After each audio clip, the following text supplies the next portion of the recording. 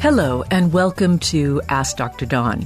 The opinions expressed in this program are those of the speakers, and this is a program intended for education and entertainment. It should not be construed as a substitute for a medical consultation. Today's show, well, I have a gummy alert for you right out of the box, and a few stories about mind-altering substances that alter more than we thought and more than our minds, and a news flash about gum disease raising cholesterol. So stay tuned for a lot of interesting information tonight. And let's start with that gummy alert.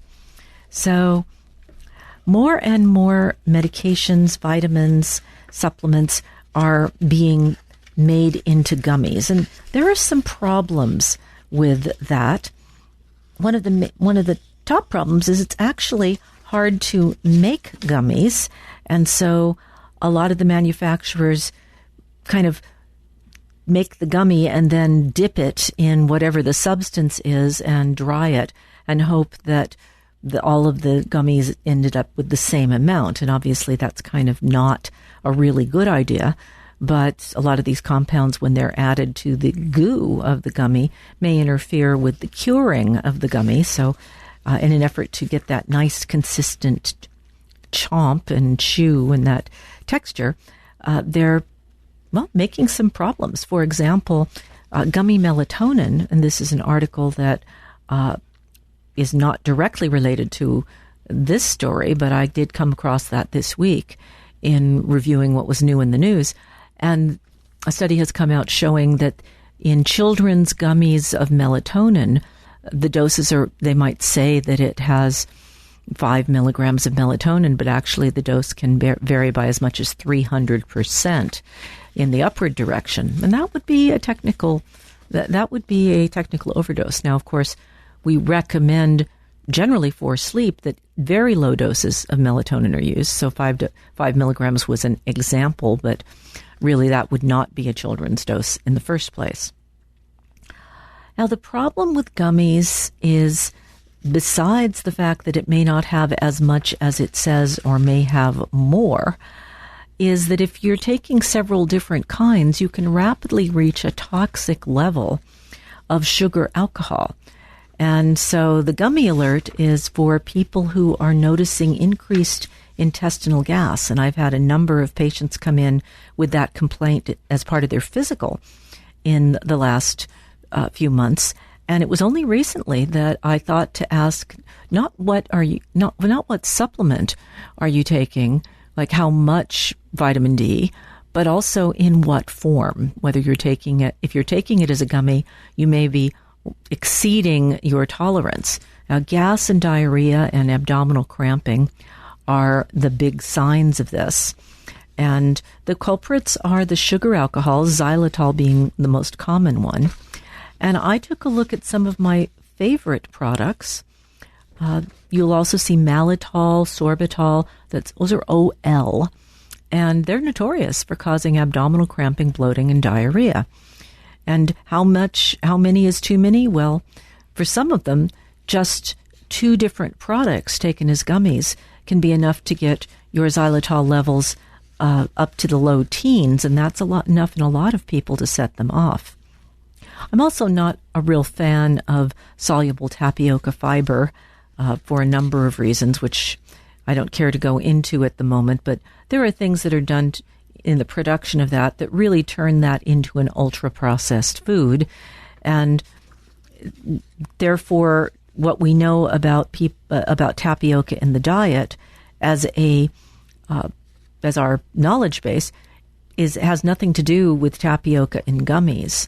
And there may be, for example, a more diabetogenic aspect to this than we actually realize. So check the labels, look for sugar alcohols, xylitol, sorbitol, mannitol. It'll end in OL. And if you feel funny after taking them, find another form. I want to also emphasize that the diarrhea caused by these sweeteners can last up to 3 days after stopping intake. So it can be very hard to spot it. You may think you're getting a lot of stomach or stomach flu or food poisoning. That was one of the people who came in. I keep getting food poisoning. I keep getting diarrhea and cramping, and having problems for 3 days, and then 2 weeks later it happens again. Turns out that they were stacking occasional cannabis gummies on top of supplement gummies, and they were crossing that magic threshold, and it was taking a while to wear off. So if you're a gummy user, first of all, explore other options, and second of all, keep your doses low. I would recommend no more than 6 milligrams a day of sugar alcohols. But for some people, that may still be too much. All right, so let's go to our first email. So this was from Linda in Felton, and I'll just read the whole thing. Thank you for your excellent podcast. I greatly appreciate all the medical information that you provide to the community. You're good at explaining complex information for almost anyone to understand. I'm writing with a question about abdominophrenic dyssynergia, which you discussed in your November 13th episode. The condition closely matches my symptoms, particularly progressive abdominal distension after eating that worsens during the day and resolves overnight. I'm a healthy 77-year-old female. I've undergone extensive evaluation and dietary trials, including long-term gluten avoidance, elimination and low FODMAP diets, and imaging to rule out structural causes or abnormal growths. I was treated with Fosamax for approximately 8 years in my early 60s and resumed it in 2020. In 2024, I discontinued the medication after learning it can cause GI side effects. That change significantly improved my GI discomfort, though the abdominal distension has persisted. I'm hoping you might offer guidance on how to find a professional experienced in treating abdominophrenic dyssynergia, particularly for retraining the diaphragm and abdominal wall. For what I see online, it may involve breathing exercises and biofeedback. So for the audience, abdominophrenic dyssynergia is an abnormal reflex where the diaphragm drops and the abdominal wall relaxes. And of course, you've heard of diaphragmatic breathing. And so sometimes people may, I think I may actually have triggered a small case of this myself at one point in my life by really forcing the diaphragmatic breathing. I was really trying to get the feel for it, but I think I was actually forcing it too far down, and I had these symptoms for a while, but I was young and they gradually resolved. So noticeable swelling of the abdomen after meals.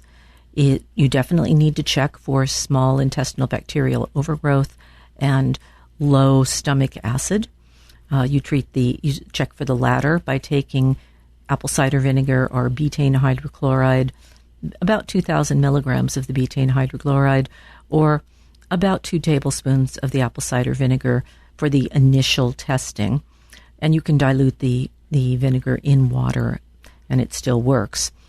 Another symptom is bloating, just pressure and trapped feeling, and fullness and discomfort in the upper abdomen.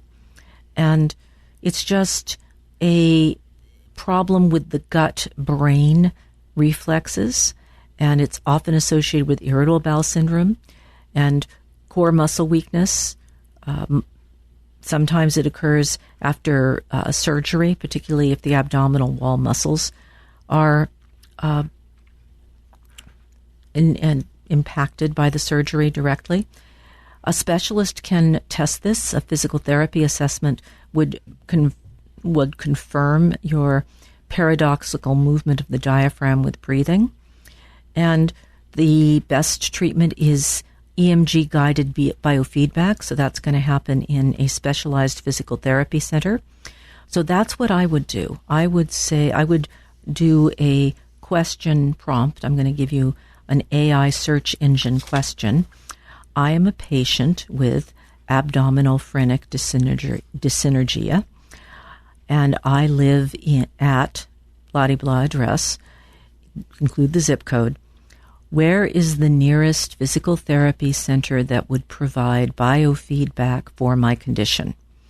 And I believe that if you phrase your prompt more or less exactly as I've stated, that the system, the AI system, will be able to search the vault, so to speak, and go through all the physical therapy places in a gradually widening circle and come back panting after less than a second or two to provide you with its tail wagging with the locations and phone numbers that you need to contact. So I think that's a good use for AI in medicine.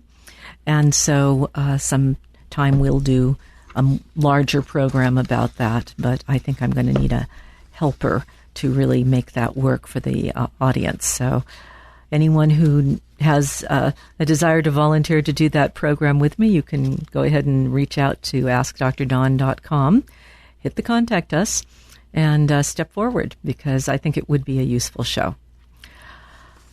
All right, so we're moving on to the things that can alter things we weren't sure how they did it, and we weren't sure whether we wanted them to. This one came from a meeting of the American Chemical Society, and you know those chemists, they're always snipping away at the molecules, adding an active group here, changing things around to get a new molecule that can, well, let's face it, sell and patent. Now we're working on psilocybin, and there is a candidate moving forward. I can't say I'm entirely glad to see this research. Despite its therapeutic promise, psilocybin taking at doses that affect major psychological change can be associated with intense hallucinogenic effects, and it also makes it very difficult to do safely because of the person power that's needed to do a guided, expert-guided trip, let's call it, and the doses used are quite substantial, so there's a real risk of having things go sideways. So in research published in the American Chemical Society's recent Journal of Medicinal Chemistry, scientists created modified forms of psilocybin, psilocin, the active compound produced when psilocybin is processed. In an early study involving mice, these new molecules maintain their biological activity while triggering fewer hallucinogenic-like effects than pharmaceutical-grade psilocybin.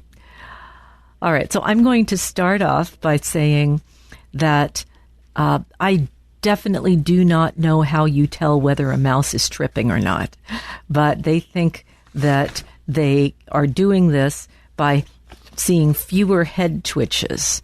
And I'm just like, I'm not sure that correlates all that well with tripping. So I guess we'll have to see when they start giving this molecule to humans whether it actually does what they think it's doing. But there's a lot of options of things that have emerged as being candidates for treatment with psilocybin. Many mood disorders, Alzheimer's disease, things that are linked to disruption in serotonin. Researchers have spent decades exploring psychedelics because of their influence on serotonin signaling, which is very great.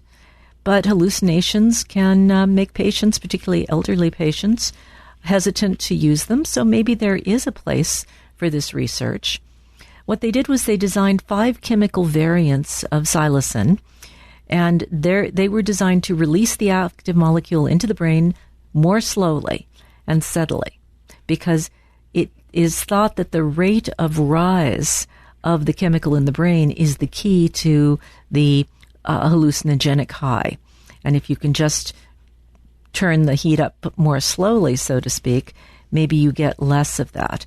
And so they looked at human plasma samples. They looked at mice.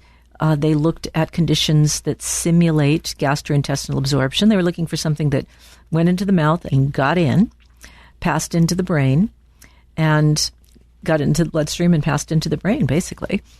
They found one. They called it 4E, and it caused it was stable during gastrointestinal digestion, so all those acids and bases and proteases and et cetera didn't damage it.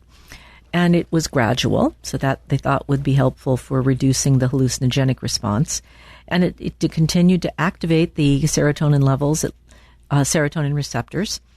So they gave it to the mice orally and monitored them over 48 hours. It got into their brains, and it lasted longer than psilocybin does.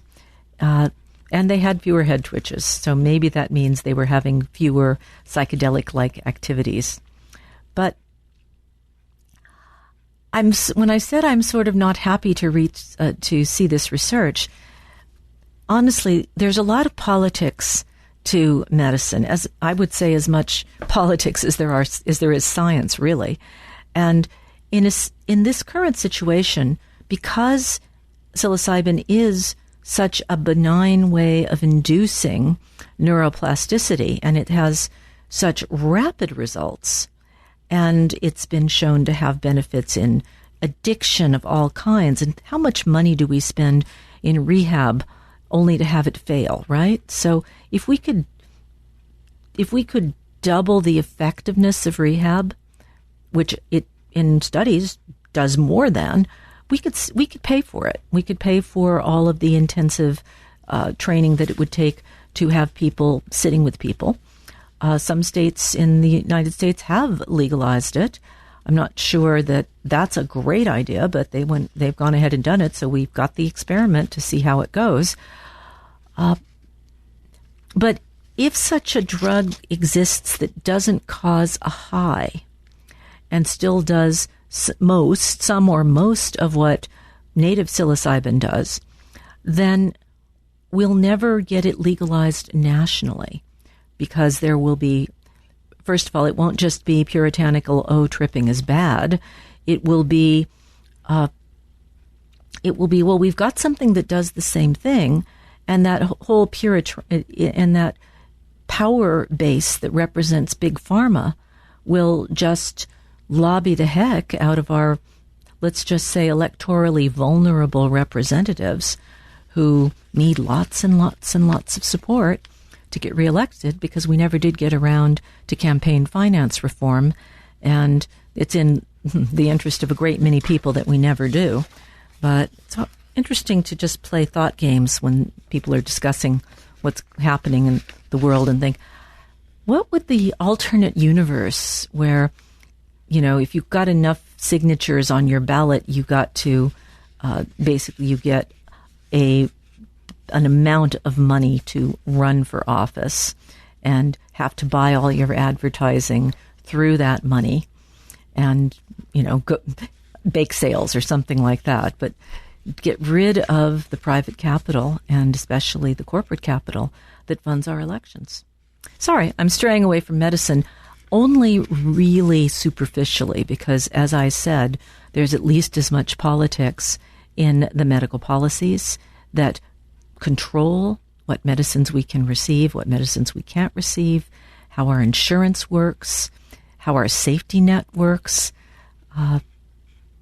More politics than science in anything that costs money. All right, moving on to our next story. Brain scans reveal how ketamine quickly lifts severe depression. Scientists have finally visualized how ketamine rewires key brain receptors to rapidly relieve treatment-resistant depression. Now, ketamine was originally developed as an anesthetic and a tranquilizer, and has mild hallucinogenic properties, strong anxiolytic properties. But we're going to talk just a moment about treatment-resistant depression.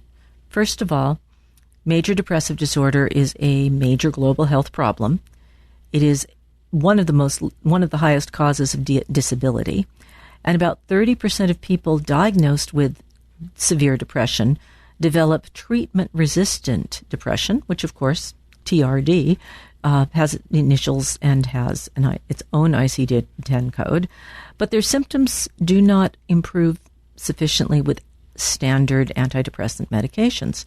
Ketamine has gained attention as a fast-acting antidepressant for people, and we don't know how it works, or at least we haven't until this research came out. And it was basically the research came out of the Department of Physiology at Yokohama City University Graduate School of Medicine in Japan. Professor Takuya Takahashi was the lead author. And what the team did was they used an advanced positron emission tomography imaging, and you've probably heard of PET-CT, but this was just PET, and it gives you a blurry picture, but it shows you fuzzy changes in brain activity. And they used a special kind, of contrast agent that they'd observed, and they were directing their changes to a particular receptor that is abbreviated AMPAR, and you'll learn why in a moment. The name of the receptor is glutamate alpha amino 3-hydroxy 5-methyl 4-isoxylol propionic acid receptor, AMPAR. It plays an important role in synaptic plasticity, and quite honestly, this may be the target of the other hallucinogens like psilocybin as well.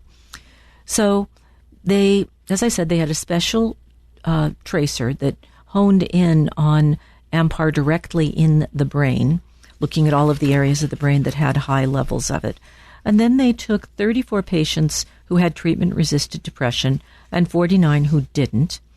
And the patients either received IV ketamine or placebo over a 2-week period. They did brain imaging before the start and again after the final infusion. The results showed that people with treatment-resistant depression had widespread abnormalities of this receptor, AMPAR, in terms of its density in the brain compared to healthy participants. There were specific brain regions, some of which showed lower levels, some of which showed higher levels. Interestingly enough, the areas that showed higher levels have previously, in different research, been associated with the reward pathways, and those are run by dopamine. Don't know quite what to say about that, but they were dynamic changes over that 2-week period.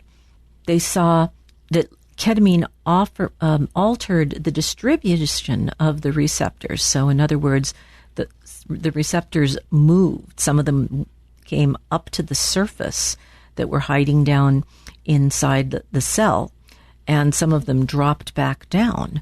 And the brains came to resemble those of the healthy controls more closely. And those changes and the degree of change tracked with improvements of the patient's symptoms. And 2 weeks of therapy is pretty darn rapidly. It just goes to show how fast the brain can change. Are you building those receptors? No, you're probably just submerging them to where they're inside the cell and can't be activated. But the fact that some went up and some went down is interesting. The fact that it happened that quickly is interesting. And the fact that it had such a profound effect on treatment-resistant depression is very important, because this has been one of the hardest nuts to crack in terms of helping with chronic depression. Our final story about mind-altering substances involves a study done at the Hebrew University of Jerusalem. What they looked at were CBD and CBG. These are two non-intoxicating cannabis compounds. And they were interested in looking at whether they could help with metabolic health, particularly fatty liver disorder. Other research has shown that CBD and CBG increase the organ's ability to improve or heal from a fatty liver disorder situation. Metabolic dysfunction-associated steatotic liver disease. That's the latest initials, but basically also known as non-alcoholic fatty liver disease. And there are, various other initials indicating different grades of that. I'm not going to bore you with the alphabet soup because that's not important. The point is, it's the most widespread chronic liver condition in the world, and it's growing quick. And it's growing quick with our waistlines. It's strongly associated with diabetes and prediabetes and metabolic syndrome. and globally it affects about 1/3 of adults. It might be slightly higher in the United States. And it's also associated with high blood pressure, obesity, and insulin resistance. And we don't have good drugs. And doctors recommend lifestyle changes, like fix your diet and exercise more, but doctors aren't trained in how to help people achieve those things. And coaches are expensive. So, big hole there in the therapeutic model, if you ask me. So let's look for some drugs. Well, CBD and CBG are out there. The researchers discovered that the liver's energy reserves were profoundly affected, particularly by CBG. The compounds increased levels of phosphocreatine. Now, phosphocreatine is kind of like an emergency energy supply in most cells. It's a backup source. But when liver cells are exposed to a high-fat diet, they have to work very, very hard. And so having a reserve tank that they can tap appeared to help them clear the fat and process it, which, of course, is what fatty liver disease is. It's a backlog of fat that hasn't been processed. It's a full inbox that just keeps getting fuller and fuller. They also found that CBD and CBG reactivate lysosomes through a compound called catepsin, but the lysosomes are the recycling centers within the cell. They get rid of unwanted material, break it down to smaller components so it can be flushed out. They also found that it reduced ceramides, which are harmful substances that cause inflammation in the liver. And as I said, the CBG turned out to be a little stronger than the CBD. Now, here's where I said, I've read this entire newsletter article on it, and I still don't know what they were doing. Well, it turns out they were using mice. I went and looked up the method section. You've got to watch for those details. Went and looked up the method section, and these mice were treated with a high-fat diet for 14 weeks to give them fatty liver disease. Then they were treated for 4 weeks with daily intraperitoneal CBD, CBG, or vehicle. And then they did all these assessments and all of these tests that would reflect things I've already talked about. But the problem is intraperitoneal means that you're injecting it into the abdominal cavity. So the liver, the outside of the liver, is just going to be bathed with this stuff. So there's really no way to say with any degree of certainty that that is meaningful for any drug development or any use. And it's so interesting that it was missing from the article because I guess they thought, tell people to use CBG and your fatty liver will go away. But you are going to put it in your mouth or smoke it. And the levels that you're going to achieve in your liver may not be anywhere near the levels that would be achieved and the duration that would be achieved. Because if you put it in your bloodstream, it's going into the liver. If you put it in your gut, it's going into the liver, and it's going to be processed. If you put it on the outside of the liver capsule isn't going to let that much in. So, this is one of those studies where the more you read, the more you say, this is getting more and more problematic. So let's talk about this, because I gave you a teaser at the beginning, so I might as well head on in with this. New clinical study suggests that successful root canal treatment may benefit more than just dental health. Patients treated for infected teeth showed improved blood sugar control, healthier cholesterol levels, and reduced inflammation over time. The time interval here was 2 years. Here's how the study worked. King's College London researchers conducted a clinical study examining changes in blood chemistry after their patients received root canal treatment for a common dental infection called apical periodontitis. And what that is that's when the tooth is getting loose and there's inflammatory bacteria generating acid and etching away at the bone at the very base of the teeth. When you have a deep cleaning, they're trying to head off the bacteria going deeper, because once they get that deep, they tend to just keep heading down there. They can allow bacteria from the tooth to enter the bloodstream, and that triggers inflammation. There's also the passive diffusion of bacterial wall breakdown products called lipopolysaccharides, which can also come from a leaky gut. But in this case, you've got a leaky mouth. Those compounds, LPS, trigger something called a toll-like receptor in the immune system and set off a cascade of inflammation, awakening sleeping immune cells to go out and essentially declaring martial law in your bloodstream and a curfew, and shooting anything that's out after curfew, which can include, of course, your own healthy tissues. So they monitored the blood in these patients for up to 2 years after their root canal. There were 65 patients. And during that time, they looked at how their body processed sugar, fats, and important substances. And they used a technique called nuclear magnetic resonance spectroscopy, very advanced technique, to study proteins and other molecules in the blood that have been associated with various conditions. So on the superficial level, with just the standard sorts of blood tests, people experienced improvements in cholesterol and fatty acid levels in the blood. Blood sugar levels dropped significantly during the 2 years following treatment. Indicators of inflammation like HSCRP gradually declined. And so bacteria that are there infecting the teeth, bad bacteria, appear to influence the entire body. The lead author of the study states, "Our findings show that root canal treatment doesn't just improve oral health, it may also help reduce the risk of serious conditions like diabetes and heart disease." I would also add that there are studies that have been out for a while linking gum disease and periodontitis diagnosis with earlier onset of Alzheimer's disease.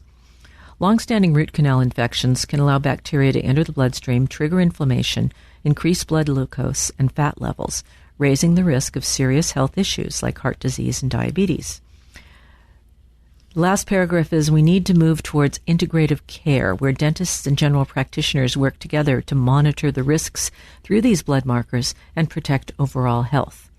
I'm going to take just a moment to I'm going to hold out the advice and just take just a moment to say, why is there such a chasm between dentists and doctors?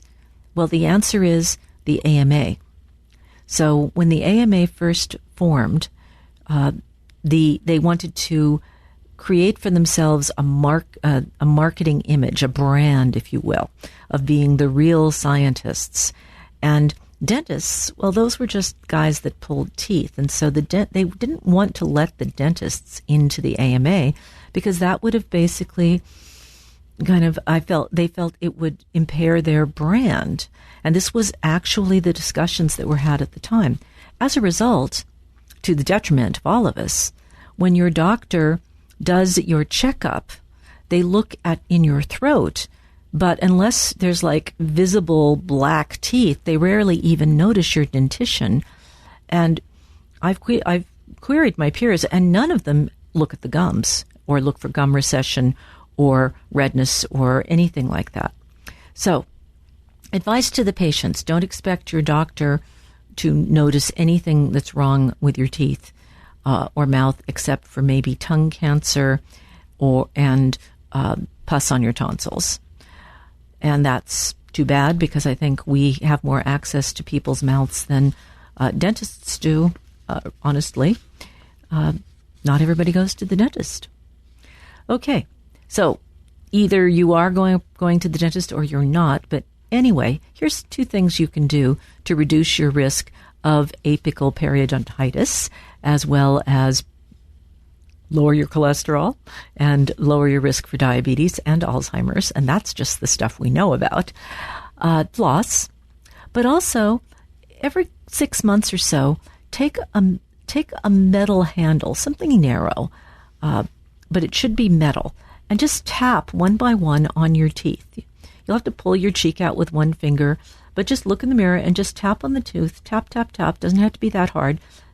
Just like tapping a pencil to on a tabletop. That level. It's not. And see if it hurts. If that tooth hurts, it needs to be checked, whether it's got a filling or a cap, which now is called a crown, but essentially whatever that tooth has under it, that needs to be looked at because it shouldn't be hurting from tapping on it. And that is our advice and information on the subject of teeth. And let's take care of that other email we got. We talked about the abdominophrenic dyssynergia, but this one comes from Robert in Maryland. Ask Dr. Dawn, do you have a podcast on Crohn's and IBS looking for gut disease and gut-brain access? Well, Robert, I have never done a dedicated podcast on it, but I will take that under advisement as something that I might want to do as a segment on the program at some point in the future. But let's focus on that second thing that you said, the gut-brain axis. First of all, it's a bidirectional communication network running mainly through the vagus nerve. Now, if wherever a person lives in the United States, there's one big highway that's kind of your north-south and another that's your east-west. And depending on where you are, here in California, the big central highway is probably Highway 5, which goes very, very far along the state and is in the center of the state. So most of us who live there spend some time on Highway 5 during our lives. So I want you to think of the vagus nerve as the highway between the brain and the gut. And it has turnoffs that go to other places along the way, very important turnoffs. But basically, it's the main road from the brain to the gut. And the things going from the brain to the gut include neurotransmitters and electrical impulses. And the impulses, the waves of charge that travel down that highway, are coded by time to give commands and information. So it's like a Morse code, if you want to think of it that way. And the other thing that travels are food, energy, stuff that keeps the nerves alive. And what comes back up the vagus nerve are neurotransmitters that are made in the gut. Many of them, most of them, by bacteria breaking down tryptophan and to create serotonin. And then that amino acid that's broken down and turned into serotonin has activity in the gut, improving bowel function in terms of peristaltic waves, for example, which cause things to move along. So the motility of the gut is influenced both from the brain and also locally from the bacteria, which is kind of cool when you think about it. A lot of that serotonin goes up to the brain where it's used, and serotonin is probably the key neurotransmitter for mood and much of cognitive function. So when you think about the amount of nerve tissue in the gut, it's quite a large percentage of the peripheral nerve tissue in our body. So it's almost like another spinal cord in terms of the amount of tissue. And so anything going on in the gut, and particularly an autoimmune or inflammatory disease like Crohn's and ulcerative colitis, is going to create chemical signals of alarm. And those too will travel back up to the brain, where we know that these alarm signals can result in primarily in depression and inflammation in the brain. But also, we know that some of the stuff that travels up from the gut can accumulate in the brain. And a particularly well understood example of this is Parkinson's disease. The protein, alpha-synuclein, that accumulates in the parts of the brain that are destroyed in Parkinson's disease is first found in abnormally high levels in the gut about 10 years before the person develops Parkinson's disease, which is just a fascinating tidbit, but I think further underscores this gut-brain connection. Stress, of course, itself is a mediator that increases intestinal permeability. Intestinal permeability allows this bacteria to trigger an immune response by those toll receptors I was talking about earlier. Now, anything that is being damaged or irritated, it's like a vicious cycle. The inflammation that's generated by the mediators, by the stress hormones, and the increased intestinal permeability, and the increased amounts of bacterial wall fragments getting through there, trigger an immune response. The immune response triggers injury. The injury makes the leaking worse. And if we're going to segue over for a moment and talk about ulcerative colitis and Crohn's disease, these are autoimmune diseases, and it's a real chicken and the egg situation. They cause a leaky gut. Once you have that inflammation, you take a look at pictures, if you want, online of what the inside of the bowel looks like, and it looks like it's been firebombed. It's just nasty. And these conditions increase the risk of cancer in the individuals, but they also drastically increase the risk of autoimmune disease. And they drastically increase the risk of food allergy, which is also inflammatory and will cause more leaking. And so the whole thing just shreds over time. And we stand by and we watch it and we say, well, we can stop some of this. We have autoimmune antibodies that stop some of the antibody response, and those have been very promising in fixing an attack. But ultimately, these diseases are smoldering forest fires that flare up from time to time. So all of the functional medicine things, a broadly diverse diet where you don't repeat anything very often, an anti-inflammatory diet with lots and lots of healthy fats, lots of omega-3s, lots of omega-3s, lots of vitamin D, lots of variety in terms also, if you are eating meat or fish, in the types that you eat, because you're trying essentially not to get that part of the immune system going after foods that they see all the time, which we know happens in all individuals if they mono eat. So it's a very important thing. What can you do if you have these diseases and you want to work through the calming effect aspect that the brain is capable of? That's where the mindfulness-based stress reduction has the best results in scientific research. That would include breathing exercises, guided visualization, meditation, but essentially, if you can calm the brain and raise your parasympathetic tone, that has a direct anti-inflammatory effect.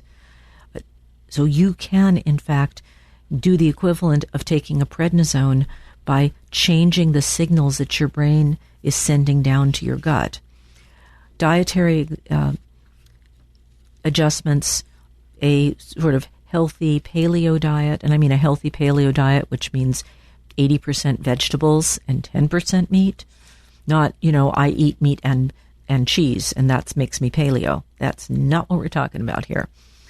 The benefit is actually in the roots and vegetables and in the probiotics that they create. And the probiotics are the ones that don't like an inflammatory environment, and they basically send out and modify things to create an environment that suits them, which is a nice, quiet neighborhood without a lot of inflammation. And they can go a long way to turning things around. One of the things we have established as a main therapy for this condition of Crohn's disease is we give people a probiotic transplant from someone with a healthy microbiome. And there are people who actually are essentially saving their poop every day and selling it to one licensed lab in the United States, who then redistributes it to medical centers for the exact purpose of fecal transplant. And the crazy thing is, this works really well. Now, don't do the home version. Don't go online and use, your cousin Betty, who has no medical history, but she'll give you some poop. Don't go there, okay? This is not something you can DIY. I really think that you run very severe personal health risks by doing anything like that. And I want to be sure I put that out there front and center. But really, the use of the drugs to combat flares, get the inflammation down, and then taking substances that help rapidly rebuild the barrier functioning of the gut, such as L-glutamine, zinc, as I said, vitamin D, omega-3s. Those are all things that act as building blocks to paper over the holes in the chinks in the armor of the gut, so that it becomes less leaky, and then that helps keep. The leaky gut is like wind. Wind is to a forest fire. You've got some inflammation. The leakage is a force multiplier. Stop the leakage, and the fire burns itself out. So that is the best I can do with a somewhat off-the-cuff description of the gut-brain axis and its implications in inflammatory bowel disease. I've got one very quick one here. It's one of my series. Now and then I do medical news of the weird. Well, malaria parasites contain tiny spinning crystals that have puzzled scientists for years. Every cell of the deadly Plasmodium falciparum contains a tiny compartment packed with microscopic iron crystals. While the parasite is alive, these crystals are in constant motion. They whirl, bounce, collide within their confined space like loose change, shaking violently in a jar, moving so quickly and unpredictably that standard scientific tools have actually struggled to track them. And when the parasite dies, the motion immediately stops. But it's been a huge puzzle.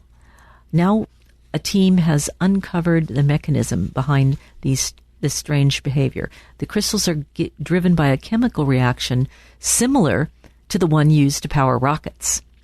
The discovery could point to new strategies for treating malaria, but it also offers insight for designing nanoscale robotic systems. This type of propulsion is well known in aerospace engineering. Hydrogen peroxide is used as a fuel to launch spacecraft, but it's never before been identified in any biological system. Hydrogen peroxide is very abundant within this small compartment that houses the crystals, and the crystals are actually a crystallized form of heme, the protein complex that carries oxygen. The parasite produces this hydrogen peroxide as a byproduct, and when you grow these parasites under low oxygen conditions, that reduces the amount of hydrogen peroxide they can make. The crystals slow down to about half their usual speed, and then if you put it back in oxygen, they speed back up again. Now, hydrogen peroxide is highly toxic, so the spinning crystals may help the parasite break down excess peroxide, but more important, these spinning crystals in these vesicles in Plasmodium falciparum is a self-propelled metallic nanoparticle. It's the first one ever identified, and we are starting to use nanoparticles in medicine, but powering them has been a serious issue. Looking at this hydrogen peroxide heme engine, both biological compounds, which, by the way, we produce hydrogen peroxide as a byproduct of certain chemical reactions, and we have a whole host of compounds like superoxide dismutase that are hanging around catalase to break down the hydrogen peroxide before it can go and oxidize our DNA. So we've already got kind of a protective mechanism. We should be able to see if we can steal from this parasite, from this eukaryotic parasite, an engine that will allow us to power tiny robots. And if that's not a cool news of the weird, I don't know what is. Well, that's about all for this week's podcast. Please go to AskDrDawn.com for news about our future plans. For now, this is Dr. Dawn saying so long and stay healthy. Ask Dr. Dawn is brought to you by Jiva Media. Production and editing by Charles Mansky. Music by John Scoville.